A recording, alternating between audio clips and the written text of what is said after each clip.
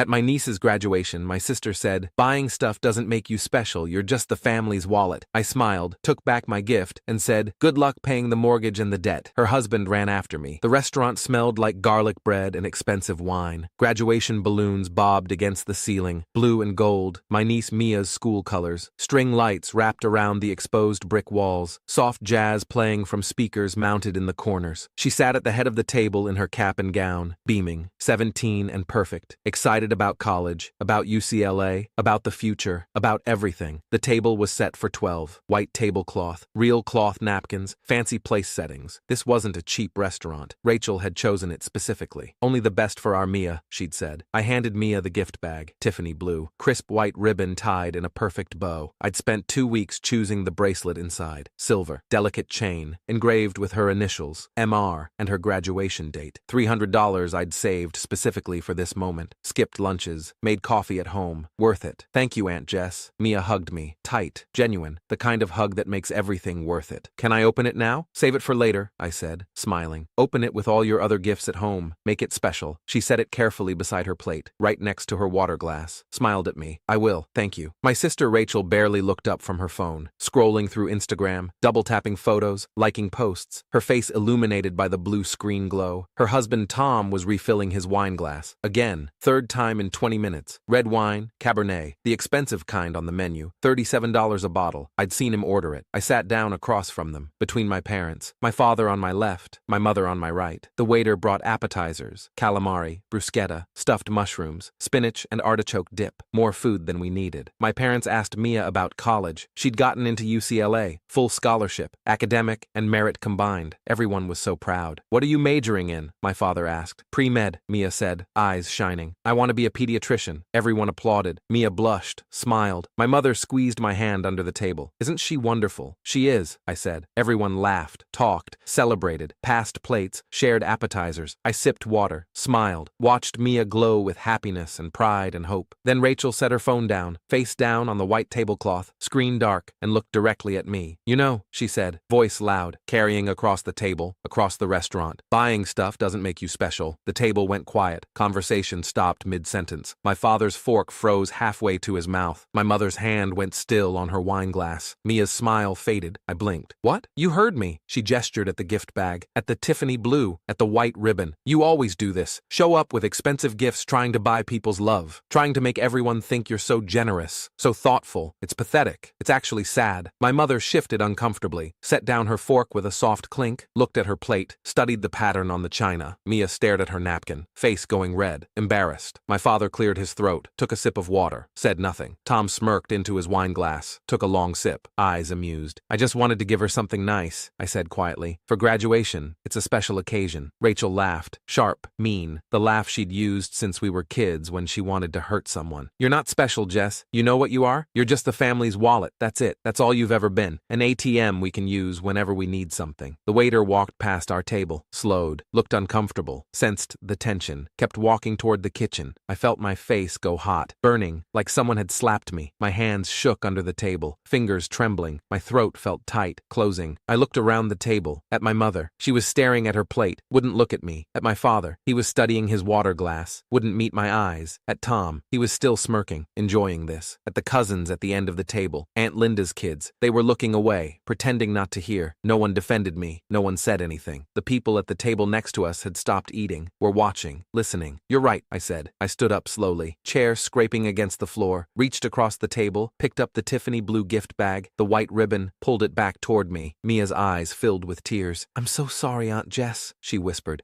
She shouldn't have. It's okay, sweetie, I said, touching her shoulder, squeezing gently. This isn't about you. You didn't do anything wrong. I love you. I looked at Rachel, right in her eyes. She met my gaze, defiant, chin up. Good luck paying the mortgage this month, I said, voice calm, steady, and the credit cards, and the car payment, and the property taxes, and all the debt. Her face went pale, white as the tablecloth, white as the napkins. Tom's wine glass stopped halfway to his mouth, frozen, eyes wide. I picked up my purse from the back of my chair, black leather, simple, walked toward the exit. Wait! Tom's chair screeched against the floor, loud. Everyone in the restaurant turned. Jess, wait! Come back! I didn't stop, didn't turn around, didn't pause, pushed through the restaurant, past other tables, other families celebrating graduations, birthdays, anniversaries, out through the heavy wooden door, into the parking lot. Cold night air hit my face, the sound of traffic from the street, car horns, sirens in the distance. Tom caught me halfway to my car, running, breathless, his face red, sweating despite the cold. "You can't just—" "Rachel didn't mean it," he stammered. Hands up, palms out, pleading. "She's stressed. We're all stressed. You know how she gets when she's had wine. She didn't mean it like that. She was joking. I know exactly how she meant it," I said calmly, unlocking my car with the key fob. Lights flashing. "Come back inside, please. It's Mia's night. Don't ruin it. I'm not ruining anything. Rachel did that. She was just venting, having a bad day. You know she loves you. Does she?" He didn't answer. "That's why I've been helping you," I continued. "Because I thought you were family. I thought family helped each other." "Exactly. So you understand. Just come back inside. We'll talk about this later. Smooth it over. I'm done helping." His expression changed, smile fading, eyes hardening. "What does that mean?" I opened my car door. "It means no more mortgage payments, no more credit card minimums, no more car insurance, no more utilities, no more property taxes, no more emergency loans that never get paid back, no more money, period." Tom grabbed my arm, fingers tight, gripping. "You can't do that. You can't just stop. We have an agreement. You promised you'd help us." I looked at his hand on my arm, stared at it, at his fingers digging into my sleeve. He let go, stepped back. "How much do I give you a month, Tom?" He swallowed hard, Adam's apple bobbing. That's not the point. $3,000 every single month for 4 years, 48 months. Do the math." His face went even paler. $144,000, I said. "I've given you $144,000 over 4 years, and you know how much you've paid back?" Silence. "Zero. Not $1. Not even a symbolic payment to show good faith. We'll pay you back. We've always said we'd pay you back. You know that. We just need more time. Things have been tight. The economy—" "You went to Hawaii last month." His mouth opened, closed. "I saw the photos on Facebook. 5-star resort, first-class flights. You spent at least $10,000 on that trip. We needed a vacation. We were burned out. You bought a new car in March, $60,000 Range Rover. You remodeled your kitchen in January, granite countertops, custom cabinets, $30,000. How do you—" Rachel posts everything on social media. Everything. Every purchase, every dinner out, every bottle of wine, every vacation. While I've been eating ramen and skipping meals to make sure you don't lose your house. Tom's face was bright red now. "We'll pay you back. I promise. Starting next month. We'll set up a payment plan." "You won't." I slid into the driver's seat. "You never planned to. I was just the family wallet." Rachel made that very clear. She was joking. She jokes like that all the time. You know she has a dark sense of humor. She doesn't mean half the stuff she says. Was she joking? He opened his mouth, closed it. No words came out. That's what I thought. I started the engine. It roared to life. Tom stepped back. "Please," he said, voice breaking. "The mortgage is due in 5 days. We don't have it. We'll lose the house. You should have thought about that before your wife called me a wallet in front of the entire family." I put the car in reverse. Tom stood there in the parking lot, hands shaking, mouth opening and closing like a fish out of water. I backed out, put it in drive, and drove away. For 2 weeks, they called, texted, left voicemails, sent emails. My phone buzzed constantly, non-stop. "Rachel, you're overreacting. I was kidding. Come on, Jess, don't be like this." "Tom, we need to talk. This is ridiculous. You're acting like a child." "Rachel, you're being childish and petty." "Tom, the mortgage is due. Please, we need you." "Rachel, fine. I'm sorry. Happy?" I said it. "Now can we move on?" "Tom, the bank called. We're going to be late. This is serious." "Rachel, I can't believe you're doing this to us. To Mia. You're hurting Mia." I didn't respond to any of them. Blocked their numbers after day 3, blocked their emails, blocked them on social media. Silence. Peace. Then they sent my mother. She showed up at my apartment on a Tuesday evening, 6:30 p.m. I was making dinner. Pasta. Simple. Knock, knock, knock. I looked through the peephole, saw her standing there, purse over her shoulder, expression stern. I opened the door. "You're being cruel," she said. No greeting, no hello, arms crossed. Rachel apologized. No, she didn't. Well, she feels bad about what she said. Good, she should. They need you, Jess. They're really struggling. The bank is threatening foreclosure. They might lose the house. "They need my wallet," I corrected. "Not me. There's a difference." My mother's face tightened, lips pressed together. "Your family. Family helps family. That's what we do. That's what the Hollis family has always done." "I've been helping for 4 years, Mom. 4 years. What have they done for me? Name one thing." She opened her mouth, closed it, thought. "They invited you to holidays, so they could ask for money. They include you in family events, where Rachel insults me and everyone stays silent." She had no answer. "That's what I thought. You're being selfish. This isn't who you are. This is exactly who I am. I'm done being used. They're going to lose everything. They spent $10,000 on a Hawaii vacation while owing me $144,000. They bought a $60,000 car. They remodeled their kitchen. They're not victims, Mom. They're users. My mother's eyes hardened. If you don't help them, you're out of this family. Do you understand? Out. Good, I said. Then I won't have to be the wallet anymore. I closed the door. She stood there for a moment. I could see her shadow under the door, hear her breathing. Then she left, footsteps fading down the hallway. I locked the door, both locks, chain, too, went back to my pasta. The next day, I went to work. Graphic designer at a small firm, paid my own bills, all of them, every single one. Rent, utilities, car payment, insurance, internet, phone, groceries, gas. For the first time in 4 years, I had money left over, real money, in savings, building. I bought new clothes, nothing fancy, just things that fit, things that weren't worn out, went to a nice restaurant, by myself, ordered whatever I wanted, dessert too, slept better than I had in years.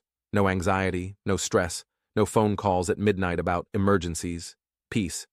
Then, 4 weeks later, I got an invitation in the mail, thick cardstock, pink envelope, Mia's handwriting on the front. I opened it. You're invited to Mia's 18th birthday party, date, time, address, Rachel and Tom's house. Please come, written at the bottom in Mia's handwriting. I miss you. I stared at it for a long time, almost threw it away, but I wanted to see Mia, to give her the bracelet, the real gift. This wasn't her fault. She didn't deserve to be caught in the middle of this. She was a good kid, a great kid. I RSVP'd yes, mailed it back. The party was on a Saturday night, 7 p.m. I arrived exactly on time. The driveway was packed, cars lining both sides of the street. The house was full when I walked in, 40, maybe 50 people. Cousins, aunts, uncles, neighbors, Mia's friends from school and church and volleyball. Balloons everywhere. Pink and silver, mylar and latex, hanging from the ceiling, tied to chairs. A DJ in the corner playing top 40. Loud bass, kids dancing in the living room. Mia opened presents in the center of the room, surrounded by wrapping paper and bows and boxes and teenage girls squealing over earrings and makeup. Rachel saw me the moment I walked in. Froze.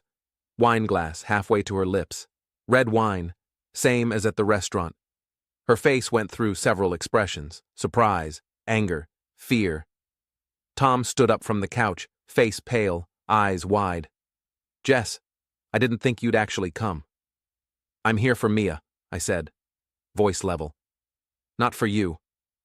I walked past them, into the living room, through the crowd of teenagers. Mia's face lit up when she saw me. Genuine joy. She jumped up from the floor, wrapping paper falling. Aunt Jess. She hugged me, hard. I'm so happy you're here. I didn't think you'd come. I wouldn't miss your 18th birthday, I said. I handed her a card, cream-colored, heavy cardstock, her name on the front in calligraphy. She opened it carefully. Inside, a check, $500, and the Tiffany bracelet I'd bought for graduation, the one I'd taken back. Her eyes filled with tears. Aunt Jess, you didn't have to. You deserve it, I said. Congratulations on everything, on turning 18, on college, on growing up into such an amazing person. I'm so proud of you. She hugged me again, tighter. Thank you. Thank you so much. You're welcome, sweetheart. Rachel stepped forward, wine glass in hand, mouth tight, smile forced and fake. That's very generous, Jess. It's nothing, I said, not looking at her, looking at Mia. Just a gift. For Mia. Because I love her. The room felt tense now. People sensed something, the adults anyway.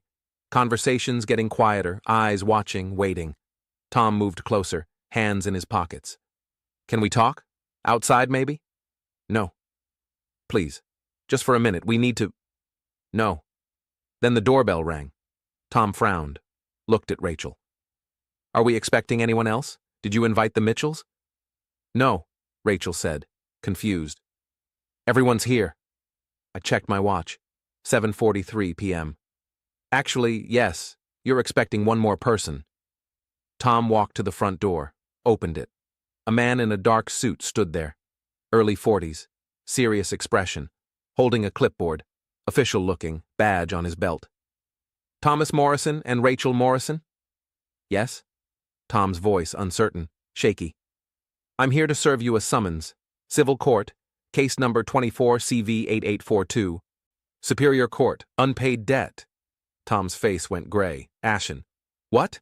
Rachel grabbed his arm, wine sloshing in her glass, spilling onto her hand. What is he talking about? Tom, what is this? The man handed Tom a thick stack of papers. At least 30 pages. Stapled. Official header. Court seal. $144,000 in unpaid loans. Principal plus interest calculated at 5% annually.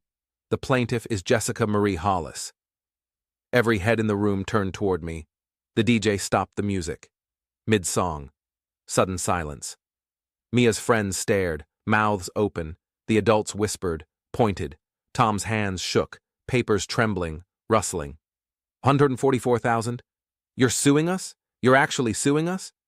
I gave you 4 years, I said, voice calm, steady, clear, loud enough for everyone to hear. You called me a wallet. So I'm collecting what you owe me. Rachel's face twisted, anger replacing shock. You can't, we're family. You can't sue family. This is insane.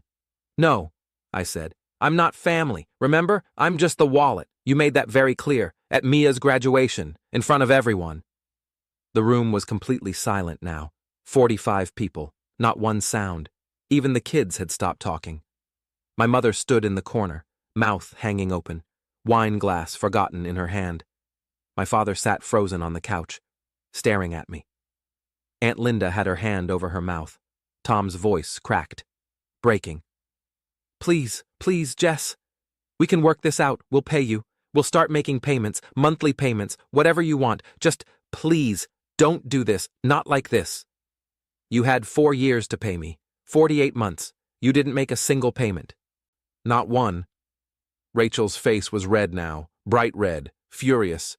We were grateful. We thanked you. We invited you to things. Did you? When did you thank me? Show me one text message where you said thank you. One email, one card. She had no answer, mouth opening and closing. You should have been nicer to your wallet. I turned to Mia. She was crying now, tears running down her face, holding the bracelet, looking between me and her parents. Happy birthday, sweetheart, I said, gently. I love you. This isn't about you. This is about them. You're wonderful. Don't ever let anyone make you feel like a wallet. Then I walked toward the door. Behind me, Rachel started screaming. You bitch! You absolute bitch! After everything we've done for you, we gave you a family, we included you. Tom. Jess, please, we'll do anything. Name your price. We can negotiate. Rachel. You're dead to us, you hear me? Dead. You're not my sister anymore. My mother. Jessica Marie, you come back here right now. I got in my car, started the engine.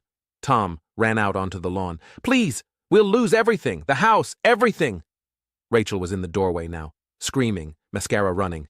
I hate you. I fucking hate you. I put the car in drive and drove away.